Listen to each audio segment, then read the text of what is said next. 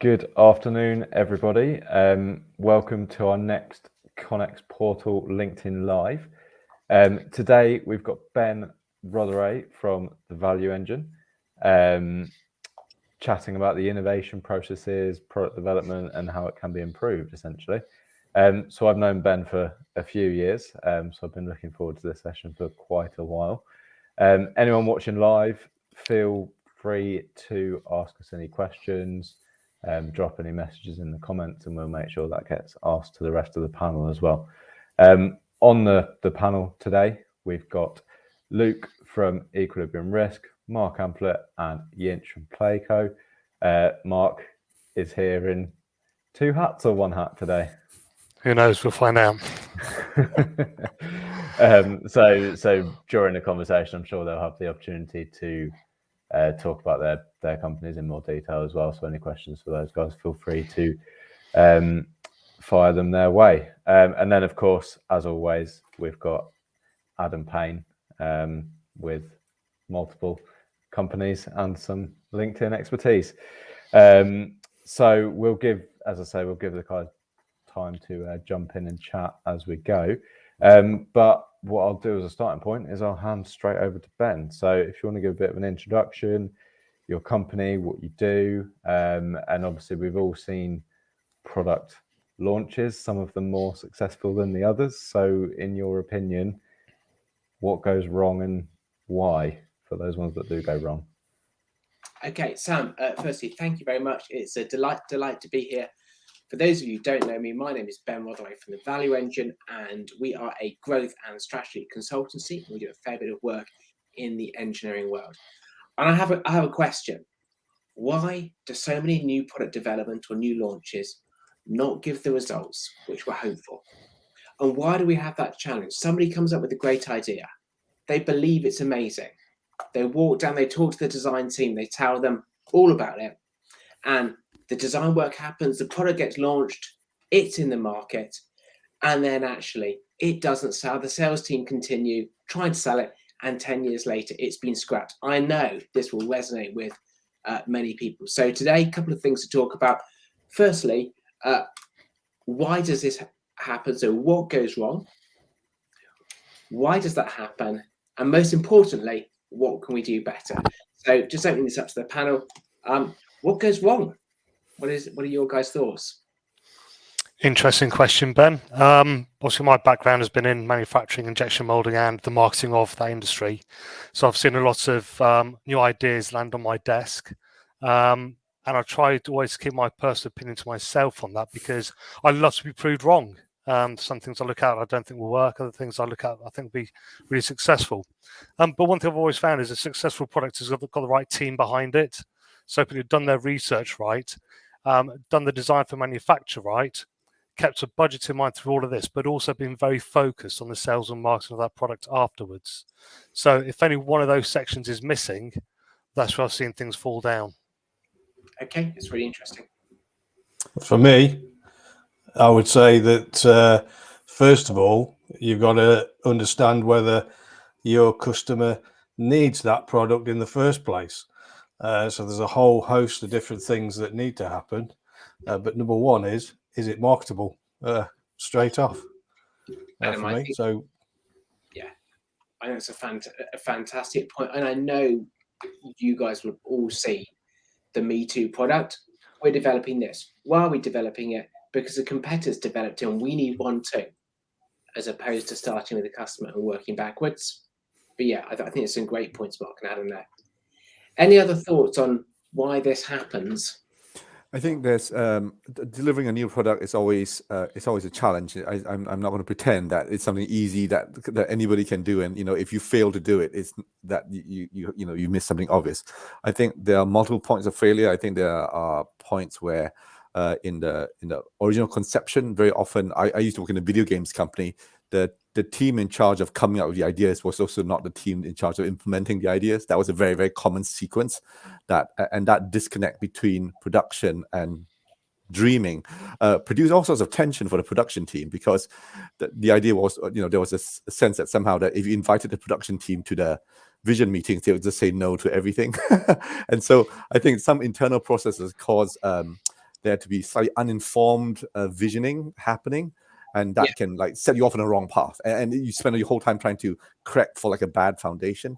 As a production person, I understand that we have we have a reputation for being like the killer of dreams, but really we're not the killers of dreams. We're trying to make things succeed. And then on the other end of things, when you go into the market, you are often entering a space of many unknowns, and trying to stay adaptable according to stuff you find, finding ways to pivot without surviving pivots, I guess, is like a major unit of it. And lots of organizations either don't have the structural will to do the pivot, or they just can't afford to do it. To say, we made this product, now it has to be this other product. Now you're in a second market. Did you budget for to have to go into a second market? And so resourcing for lots of product launches is actually incredibly expensive and complex. And if you acknowledge how expensive it would be at the beginning, you probably wouldn't do it. So you have to go in slightly blind to have enough optimism to try it, and then you survive your mistakes, like so many things. Do you know what you're interested? There's two really interesting points there. One is the first point you made about, the lack of people around the company being involved. If at the early stages, the guys who have to make it, the guys who have to ship it are not involved, that causes challenges. And the other, that no product ever survives first contact with the customer. So whatever the idea is, so it's how can you have a process which allows things to change as the data gets firmer? Sure. And from a resourcing point of view, I think it's tough, just for CFOs to say, if you go to CFO and says, I need enough money to launch 2 products, I'm only making 1, they'll say, you're not doing that. Fair enough. So there is a little bit of politicking that happens, I think. Sorry, Sam. I think, can I just jump in? I think my experience is because we don't sell products, we're a service-based providers, but there's quite a few similarity between sort of service-based delivery and product-based delivery. And I think I can speak from a personal point of view where we launched and we had a good maybe year and a half, 2 years, but then it sort of started to fall flat and it sort of didn't go as well as it's supposed to. And then retrospectively looking at it, I think some of the main things that happened have been brought up. So a lack of understanding the marketplace and where we fitted in at the marketplace. But I think more importantly, a lack of understanding of where our solution fitted with what the end product needed.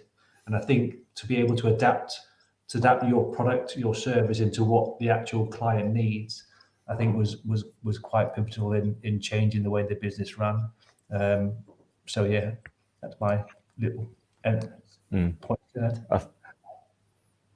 I think I guess Ben will talk about this in a little bit more in a minute, but that kind of ability to adapt and pivot has put you in a kind of better stead and be able to learn from your mistakes and realize there was a mistake and be like, actually, we need to do it this way instead. And then and having that kind of ability to do that. For me, from what I've seen in the past, similar to what you've all touched on, to be honest, planning. People don't go into it with a plan. They just kind of rush into it and think, yep, this is a product. People want it. Let's develop it and go from there. Running out of cash, not planning their cash flow effectively, waiting until the product is, in their eyes, perfect, and then releasing it rather than trying to generate some revenue early on. Not looking at the manufacturing process. If you are manufacturing a physical product, not looking at that early enough and just designing it and then trying to work out how to manufacturing it rather than designing it for manufacture. I think that's quite a big issue across the board. Lots of nodding heads. So yeah, various issues that I've come across, and so I'm interested to hear Ben's way to solve all these problems. Can I just add in as well, the one thing that I think people miss as well is that if you are the first to market, that is a lot harder than if you are sort of like third, fourth coming into it, because the lead way has been set. Same as I think the saying is you don't want to be first to market or last to market within something as well. So that has a play on cash and different things as well if you are first to market and what you're doing. Yeah, and that comes down to that whole planning process, isn't it? Getting the business plan in place, doing some proper competitor analysis, seeing what is out there, what's been done before. Because I'm sure people have gone into this thinking that they're the first to market, when in fact, if they did a little bit of research, they could actually see a lot of their issues have been faced by other people, and they could have avoided it. But I'm sure people don't do that. Yeah, so true. So I think, I've got a list here on my other screen of some of those different challenges. I think we've picked up most of them. The only one which we haven't covered on is that so many businesses, their ambitions are here and their resources are here, and it's so easy not to have the hard conversations about aligning those two. So we've spoken about the challenge. The stuff we said is not rocket science. Why does this happen? Because this has happened for hundreds of years and it's still happening today. Why does it happen? I mean, I would postulate that despite whatever technological background or whichever technological age we are in, ultimately decisions of resource allocations fall down to humans. So the commonality is that humans are still involved. And whether you're deciding whether to use a pickaxe or a rocket engine, then there are, or if there's more than one person working on it, then the interplay of the separate priorities of the stakeholders come into play. Historic fear, lack of reputation, lack of will. People sometimes do things despite themselves because they're trying to prove something politically. And so, I mean, the human factor, I think, is the human factor has such a huge bearing on the outcome of these projects. I mean, I'm afraid to mention it so much because I have seen lots of very superior products fail due to human factors, like human factors in the decision makers. And I think there's a sort of certain need to acknowledge the transition costs. Often when you propose a new thing, they have to stop doing an old thing to start doing a new thing. And although the benefit of a new thing is enormous, there is a transition cost of the loss of reliance on a familiar process, the retraining of it, the downtime in transition. I think very often new technology people don't. They have to basically promise a benefit that not only beats the previous process but covers the cost of transition. And beating the cost of transition is almost insurmountable. To say that you can now make it for 50% less, but it costs you £5 million to get there. People say, "Well, I've got £5 million lying around." And so transition cost, I think, is fairly big, and the transition cost isn't always financial. Just in terms of the loss of expertise, it's also fairly substantial. So for what you gain in new products, you often have to lose something as well. And acknowledging the pain of that loss, I think, is like a major barrier for people committing to uptaking new markets. Yeah. I think there's a tendency to overinflate your own sense of value. You think your product, your service is great in your eyes, but then underestimate the value the potential client might see in it. So it might not meet. You might think your value is up there, whereas they might see as your value is down there. Even though you might be solving one or two problems, that might not be enough to make them switch. Like you just made a very, very good point.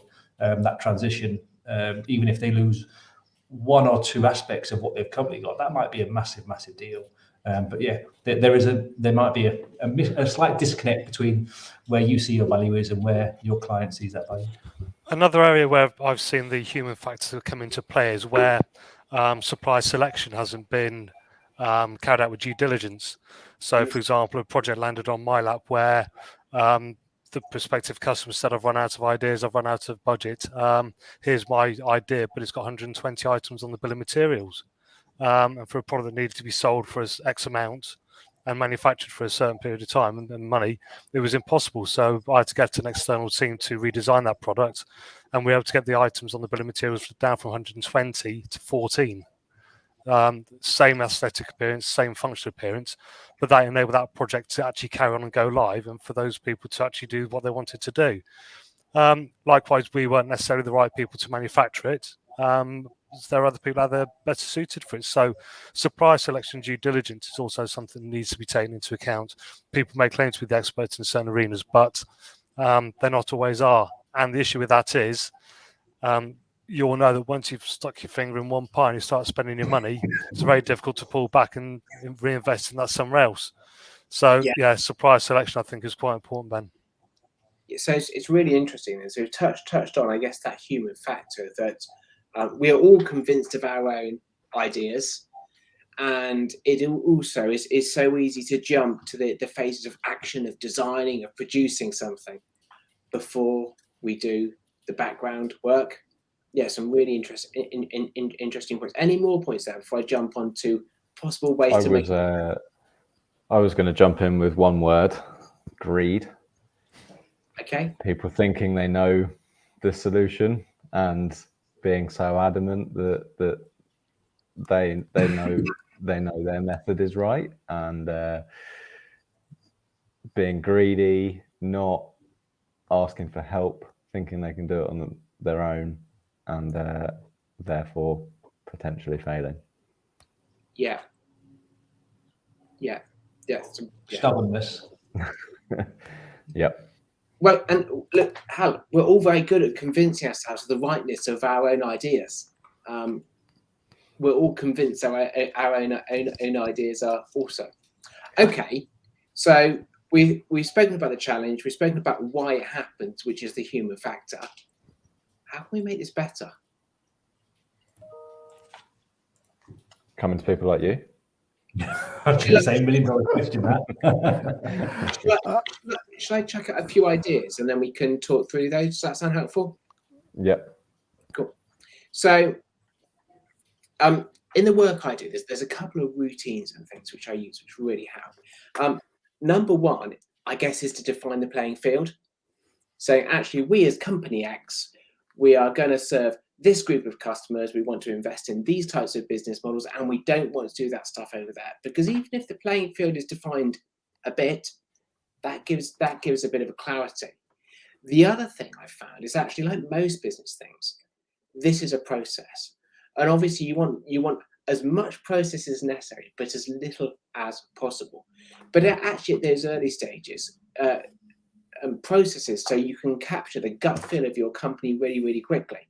So you do get to that sign off. Who is this for? What are the competition? Do we have product market fit? Before you start doing the designing. And then also once you've done the designing, to involve the customer. So you do have those iterative things. And the other thing I've learned, which is hugely important, is at the very start, have cross-functional involvement in this process.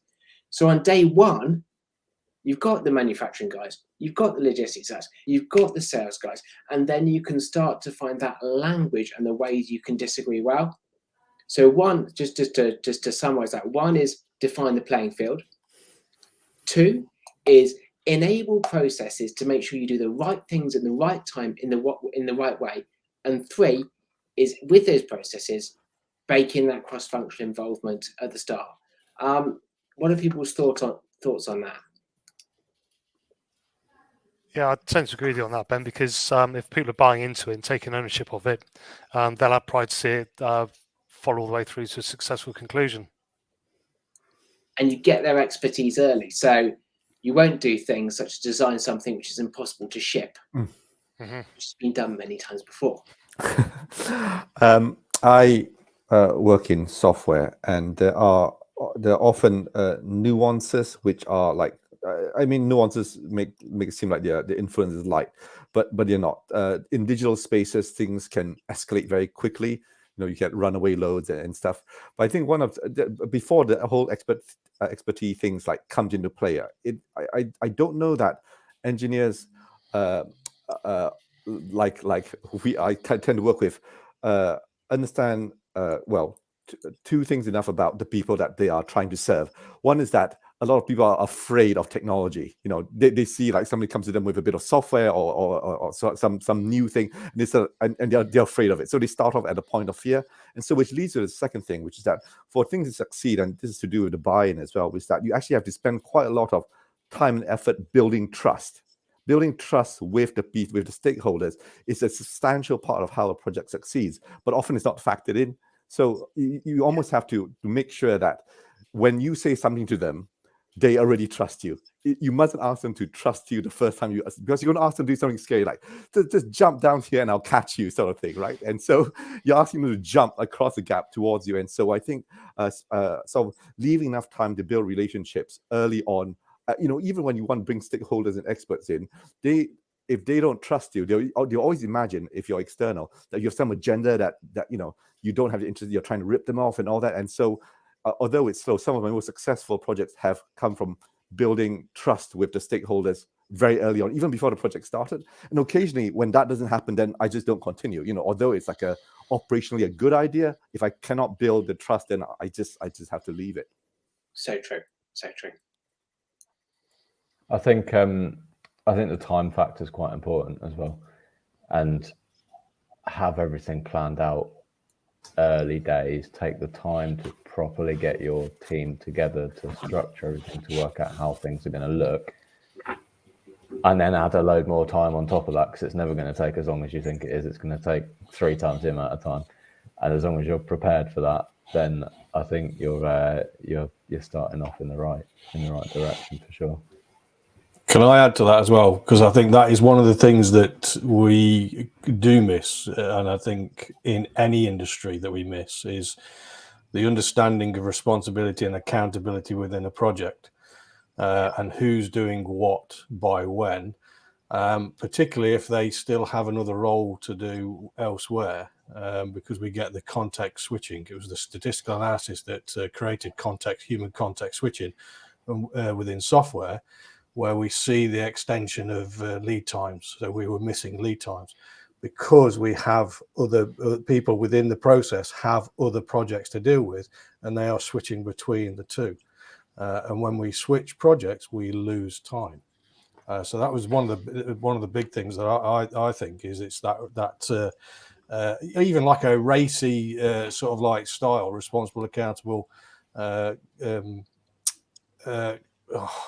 forgotten what the C was now, and informed. We need that responsibility and that ownership within the project. So understanding the resource that goes into it, and not allowing this slip between different projects or different tasks. Adam, would that also have a lot to do with communication as well? Because I've seen a lot of projects fail purely down to communication. Communication. Everything from I've always said from any business perspective, communication is key. Is absolutely key, and that without that lack of communication, it becomes a big problem. But that context switching as well was the one that you can see that if you ever try multitasking, you'll lose time. There's no two ways about it. And that picks up on the playing field, because actually, if so often the ambition is over there, the resource is over here, and it's not that people give it up. They just say, no, somehow we're going to do all of those things, and we ask people to multitask 10 times over, and unsurprisingly, it falls over. The other thing I find is actually just putting the different resources and functions in, because if you want this process to work, it does take resource, and therefore it's making sure that it's in at a realistic level, but also keeping it simple. So someone's just about to speak there. And I was just going to pose a question, Ben. What's your thoughts on sort of the first-time projects, so startups, people that sort of have a great idea, and then they're sort of taking it to market? It's different. So everything I've spoken about today is if you're going to do something a little bit better, because actually you can ask the company what their gut feeling is, and there's loads of knowledge and experience. For a complete new offering, it is completely different.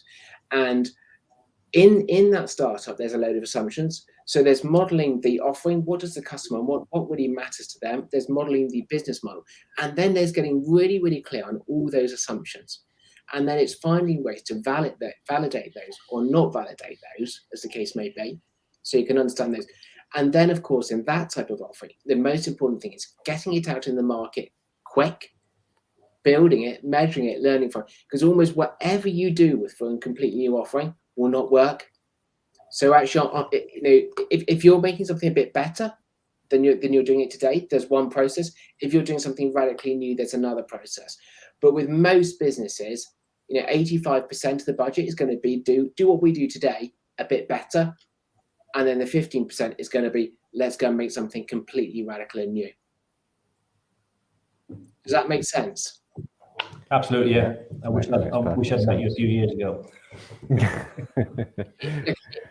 It's hard, and I think the thing I've learned implementing this with businesses is it's right sizing it. Just because Unilever have a massive process, you need to take the best bits of these ideas and fit them in your business in a way which feels right for you. And it's also being realistic on the ambition. You're not going to go from there to there overnight, and it is building consistently, putting those processes in, getting those teams working effectively, so you start to build those offerings which stand you above the competition.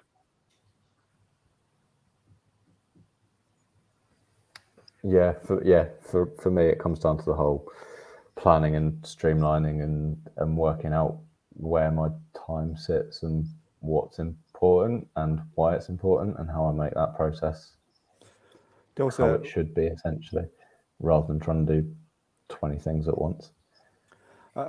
And I think that after a thing goes slightly wrong or very wrong, an excellent book I read some time ago about black box thinking, that to be not afraid to face up to what the causes were. They were talking about how the aviation industry was able to produce high safety standards by making it, if you report a fact, you were not liable in court, as opposed to the medical profession, where if you report a fact, then there was a malpractice suit. And so the idea of being able to learn from your mistakes, to share, not to punish people for, to not take strong action, so that people share information to help the whole thing improve.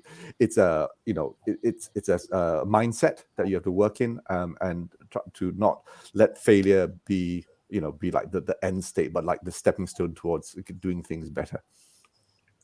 And it's so true, this, and there is a massive cultural element to this. You can have an awesome process, but if your culture is rotten and is a power culture and doesn't have collaboration at its heart, it's not going to work. So yes, the process is there, but you need to have the culture which enables that to work. No, I completely agree. We've got a couple of minutes left. I'm going to put you all on the spot a little bit. Let's see how this goes. So obviously we've been talking a lot about why it doesn't work and where it hasn't worked in the past, and what you need to do to make sure it works. So do any of you have any examples of where it has worked in your businesses or companies you've worked with where you've seen it work well, out of interest? Including Ben as well, you can jump in too. I can give an example. So I work for a company called Bot, and we developed a van racking system for the trade. And that offering worked because it was based on insight. We were really good at selling to large fleets, and we understood that the trade didn't want to buy it because they didn't want a complex long sales process, and they didn't want to pay for the fitting charges. So if they could design something themselves, fit it themselves, and it was easy to use, it would work. And now that is a very, very successful business. But the reason that worked is it started with insight. Now, along the journey, we got some things right, we got some things wrong. But now, because it started with an absolute clear problem which the trade had, and it solved that problem, that was the root of that product being successful. And there was a smart business model which drove it as well. Shout out to Cornish businesses there as well. Anyone else want to jump in with any past experiences? Silence from the panel. I'm racking my brains through here, and because the businesses that I've predominantly have been quite big, and so the tendency is they're generally cumbersome, which comes back to that racy side of working, and that the planning and structure element, the resource element that you actually apply into it.